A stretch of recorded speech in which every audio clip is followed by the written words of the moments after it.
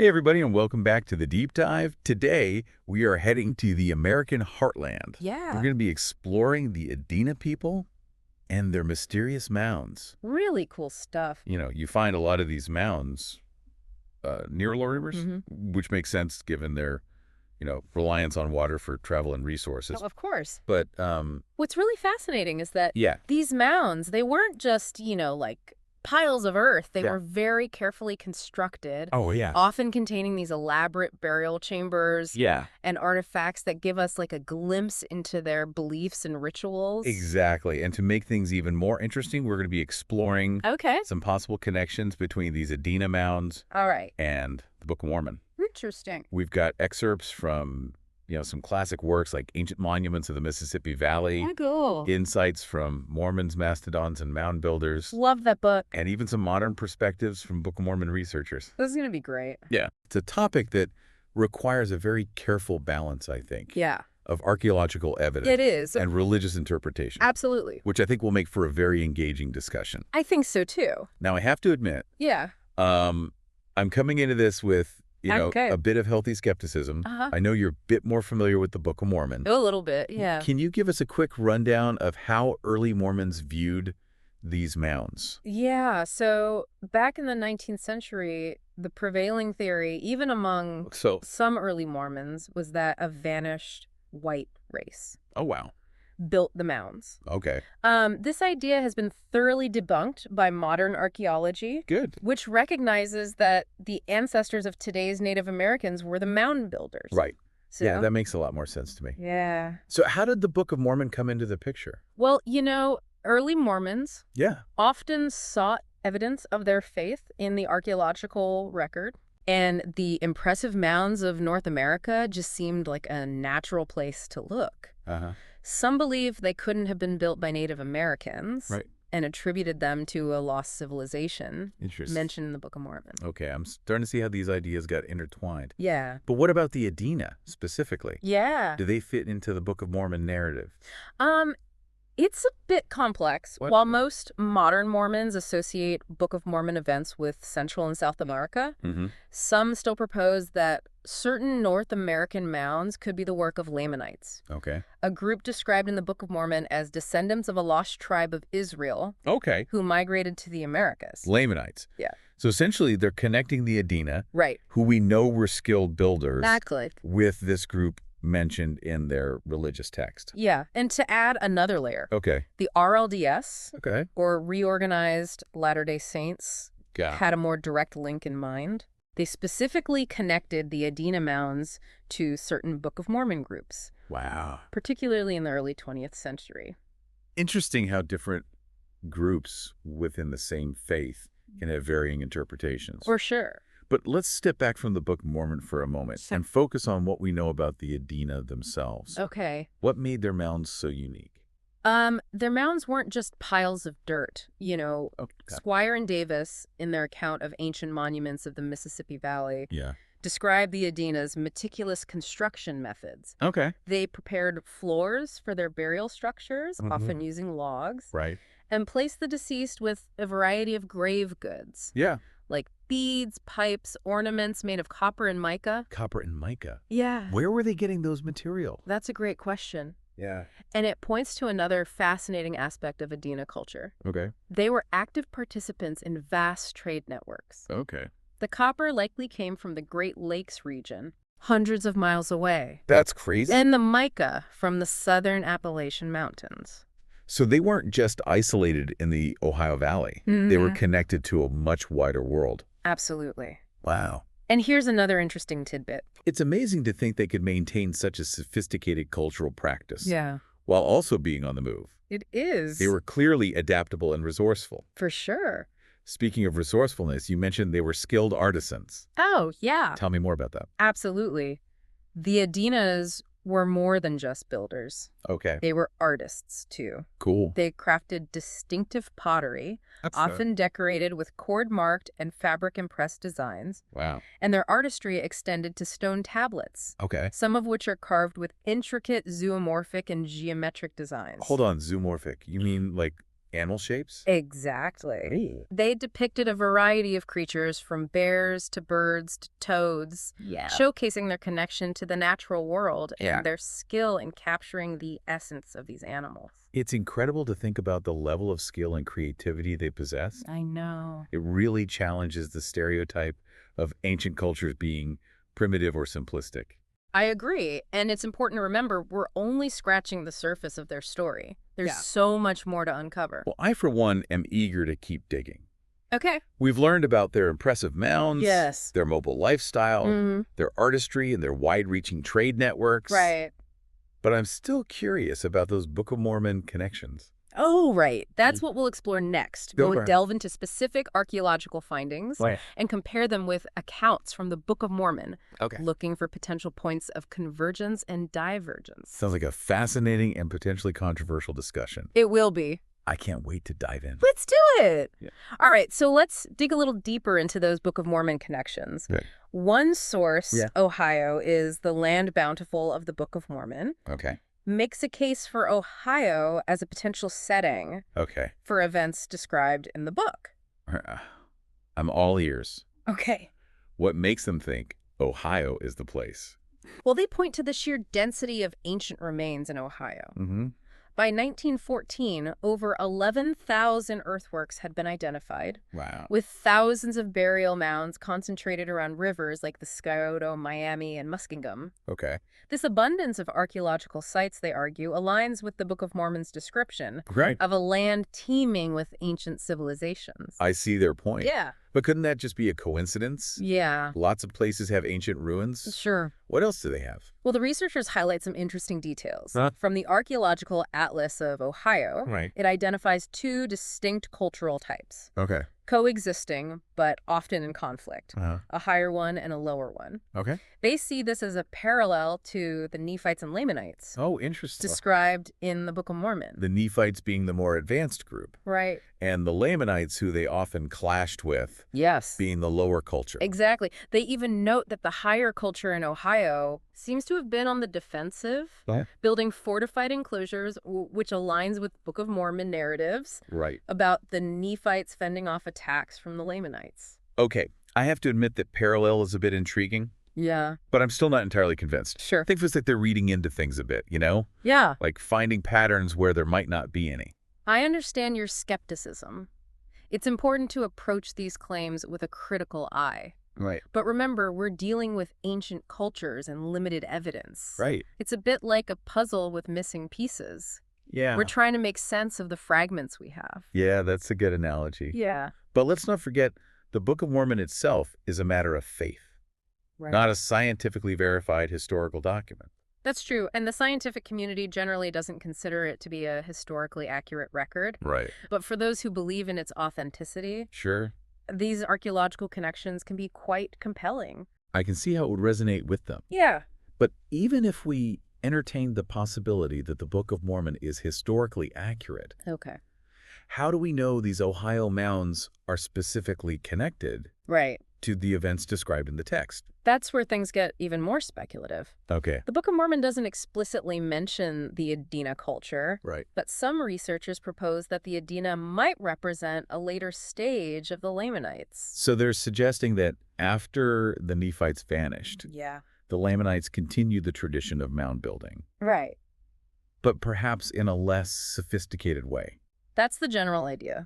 They point to the fact that Adena mounds, while still impressive, are generally smaller and less elaborate than some of the earlier Hopewell constructions. Which they, of course, associate with the Nephites. Yes. It's all about drawing those connections and seeing how the archaeological evidence might align with their understanding of the Book of Mormon narrative. It's certainly a fascinating puzzle, even if the pieces don't quite fit perfectly. I agree. But let's not get too lost in the Book of Mormon. Sure. We still have a lot to uncover about the Adena themselves. Right. What else can you tell me about their lifestyle? Well, one detail that stood out to me was their mobility.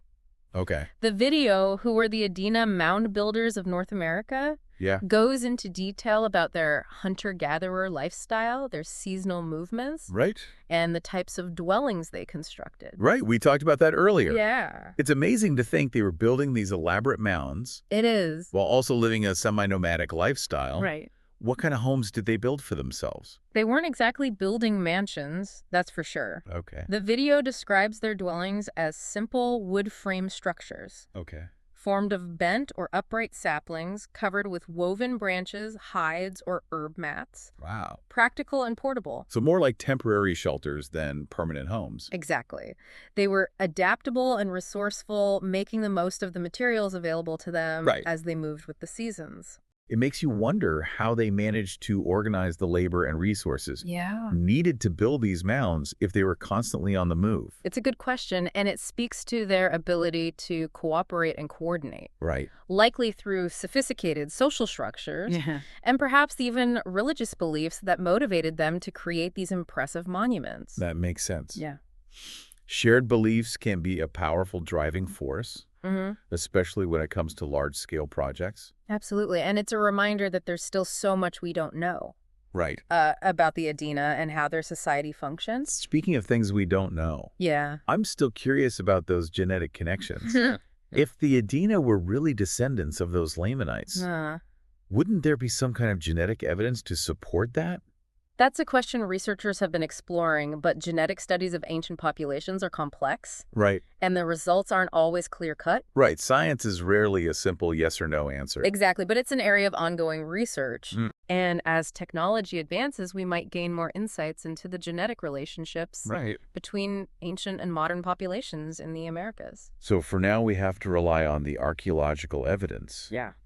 And those interpretations, which, as we've seen, can be quite subjective. That's true. But even with those limitations, there's still a lot we can learn. Okay. For instance, Mormons, mastodons, and mound builders mentions that the RLDS in the early 20th century were particularly interested in connecting the Adena mounds to specific Book of Mormon groups. That's interesting. Why the Adena specifically? It seems to have been partly due to their geographic proximity to major Adena sites. Okay. Remember, the RLDS were largely centered in the Midwest, right in the heartland of Adena territory. Right, so they were literally living among these mounds. Yeah. It's no wonder they were so fascinated by them. Exactly, and it's fascinating to see how their interpretations evolved over time, particularly as archaeological discoveries challenge some of their initial assumptions. It's a great example of how our understanding of the past is constantly being shaped by new discoveries and evolving perspectives. But even with all this new information, the question of the Adena's connection to the Book of Mormon remains a matter of faith and interpretation, right? That's a fair assessment. While we've explored some interesting parallels and possibilities, there's no undeniable proof that definitively links the Adena to the Book of Mormon narrative. Ultimately, it comes down to individual beliefs and how one interprets the available evidence. That makes sense. It's like a choose-your-own-adventure story, but with ancient mounds and religious texts. Right. But even if we set aside the Book of Mormon debate, the Adena are still a fascinating and enigmatic culture. Absolutely. Their accomplishments are undeniable, and their story continues to unfold as archaeologists make new discoveries and re-examine old assumptions. Well, I, for one, am ready to keep exploring. Me too. What other Adena mysteries await us in Part 3? Let's journey back into the world of the Adena, specifically their potential connection to astronomy. Remember how we talked about the possibility of them being stargazers? Oh, yeah, that totally piqued my curiosity. Did they have their own version of Stonehenge happening in the Ohio Valley? Well, not exactly Stonehenge, but some researchers believe certain Adena earthworks might have been intentionally aligned with celestial events. One intriguing example is the Great Serpent Mound in Adams County, Ohio. Okay. It's not technically an Adena site, but it's thought to have been built by a related culture. And get this, the serpent's head aligns perfectly with the summer solstice sunset. Wow. A giant earth serpent marking the longest day of the year. That's incredible. It is. It makes you wonder what kind of ceremonies or rituals they might have held at these sites. It really does capture the imagination, and it's not the only example. Researchers have observed similar alignments at other Adena and Hopewell sites, suggesting a deliberate connection between their constructions and the movements of the sun, moon, and stars. Okay, I'm officially on board with the Adena being astronomy enthusiasts.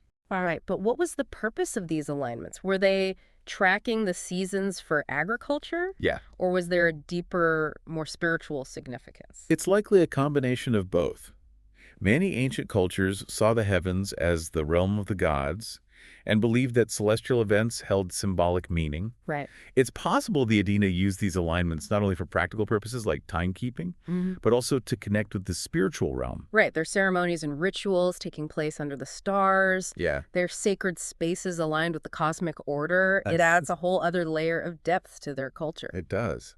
And speaking of symbolism, we can't forget those enigmatic Adena effigy pipes. Oh, yeah. These were smoking pipes carved in the shapes of animals. Okay. And sometimes even humans. Animal-shaped pipes. Now, those are artifacts I need to see. What kind of animals did they depict? We see representations of bears, birds, toads, and more. The level of detail is amazing. They captured not just the physical forms, but even the expressions and postures of these creatures. Wow, they were truly skilled artists. But what's the deeper meaning behind these effigy pipes? Were they just decorative, or did they hold a deeper significance? They were definitely functional pipes. Okay. But the artistry and symbolism suggest they were far more than just smoking accessories. Okay. Some researchers believe they represent clan totems or spirit animals. That's fascinating. It's like you're connecting with your animal spirit guide while you puff away. What about those human-shaped pipes? Those seem even more mysterious. They do. Some scholars speculate that they might represent ancestors or deities, figures of power and reverence within Adena society. So you're not just smoking. You're communing with the spirits of your ancestors. It's like an ancestral Zoom call, but with way more smoke. Exactly. And remember, we're dealing with a culture that placed great importance on burial rituals and their connection to the afterlife. Right. It makes sense that those beliefs would manifest in their art and rituals, even something as seemingly mundane as smoking. It's all about finding those connections, those echoes of belief and meaning that resonate across time. Yeah. We've talked a lot about archaeological interpretations. Yeah. But what do Native Americans themselves have to say about these mounds and the people who built them? Yeah. I'd love to hear their perspectives. That's a crucial perspective and one that's often overlooked.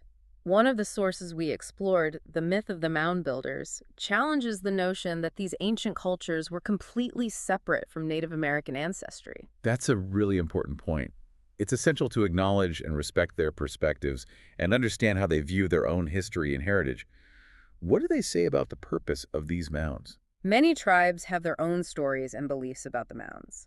Some see them as sacred burial grounds, places of ancestral power and connection. Right. Others associate them with specific ceremonies or rituals that have been passed down through generations. It's powerful to think about these mounds as living links to their past, a tangible reminder of their ancestors' presence and legacy. Exactly. It's crucial that we listen to and respect those perspectives and recognize that Native Americans are not just passive subjects of archaeological study, Right. but active participants in shaping their own narratives about the past. Well said. So we've explored the Adena's incredible accomplishments, their possible connection to astronomy, the symbolism of effigy pipes, the importance of Native American voices, and even touched on their potential links to the Book of Mormon. It's been quite a journey. What final thoughts would you like to leave our listeners with? I think the most important takeaway is that the Adena, though long gone, continue to fascinate us with their accomplishments and enduring mysteries. Yeah. Their story reminds us that there's always more to learn about the past, and that new discoveries can challenge our assumptions and reshape our understanding of history. Absolutely. The Adena were clearly a complex and sophisticated people who left an indelible mark on the landscape and our imaginations.